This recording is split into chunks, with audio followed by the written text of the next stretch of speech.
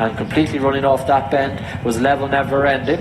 My Design McAloney, and McAloney knows he's heading for home now, and he's eyeballing My Design. McAloney stands side, My Design, and McAloney has quickly gone on. McAloney by half a length to My Design, and McAloney and My Design, they've both gone, leaving and handing the race to Streets of Doyen, and then comes Wait and See and Eco Pete in third, and an unfortunate fall there for our two horses and jockeys, but they're all up, and Streets of Doyen is now waiting for company. Wait and See is running on, but Streets of Doyen is going to just about get home in time of staying on Wait and See. In third is Eco Pete, and pulled up was Level Never Ending and Another Choice. Only 3 finishers, horse and riders, are up from the fall at the last.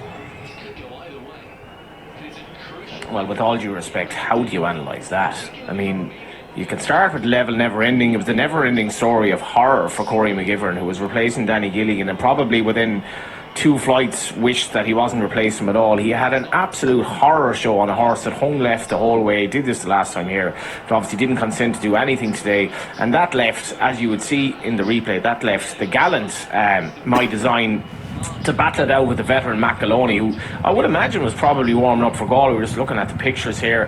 McAloney was going to win, and then he wasn't because he left it for My Design. Then she wasn't because she left it for Streets of Doyen, who somehow had to just hurdle his way out of the way. And John Ryan, who, you know, certainly wouldn't begrudge John a winner tonight, Wait and See, was nearly awarded the race. I was actually expecting Level Never Ending to just appear out of the screen and get up on the line. It was that sort of race, because at the end of it, Streets of Doyen was practically pulling himself up at the line. I mean, you could have had one of the most bizarre results ever. You could have had almost 2 finishers there, and I don't know, that defies any sort of rational analysis. Philip Rothwell did a test to the fast ground that prevails here. I just walked it very briefly beforehand. It's quick ground, it's summer ground, there's only so much watering you can do, and that's what you expect in June.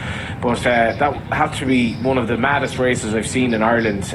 It changed complexion very early because the favourite didn't want to know. I wasn't giving up on him because I thought that you know, he did the same sort of the last day, but it looks like the 2 relevant jockeys from the incident at the last, Lee McKenna and Philip Donovan, it looks like they got up, and we'll just see if we can update you on the 2 of them. It looks like both riders and horses, all 4 of them, are okay.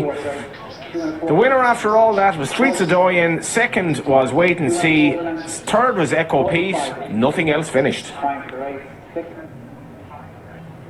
Yeah, I was a little bit worried that we were going to be robbed of a contest, or less of a contest, certainly less competition, given the fact we had 2 significant non-runners. That's a good sight, by the way, but we had anything but that. Hopefully, although gingerly and maybe holding 1 or 2 things there, hopefully the jockeys are okay. They're certainly walking, which is good to see. And there is Kieran Callahan, the winning rider on Streets of Doyen. I guess he was blessed that he was as far back as he was when the 2 leaders seemed to fall independently, so that he wasn't brought down in the melee as well. If he was a couple lengths closer, he would have had nowhere to go, you would have thought, at the last flight. But literally nowhere. Exactly. Fortunately, in what was an absolutely bonkers contest, he was far enough back. Oh, where do you start with a race like that? The favourite just never went a yard. Yeah, we'll talk about it. He has run a horrible race. He has, from some way out. That's you a can see him UPP copying on the his horror draw as well. I feel sorry for, in a way, for connections of My Design. I mentioned before the race, I thought theirs was going to get a freebie up front, but it was taken on all the way, most of the way around. It's done well to get back in front, having looked as if he'd shaken off Streets of Doyen. Another Choice was the one who hassled them earlier on. But My Design, the mare, looks at this stage as it's got the better of Streets of Doyen. But here we can see McAloney under Philip Donovan coming through, challenged the pair, and McAloney got in front and was taking off in front of the last, and the 2 of them just came down independently. And Streets of Doyen is beaten at this stage, and is fully 6 lengths back, as is just fair play to Kieran Callan. He's managed to pick a route around the 2 stricken horses at the last turn they come, and he's just managed to pull around.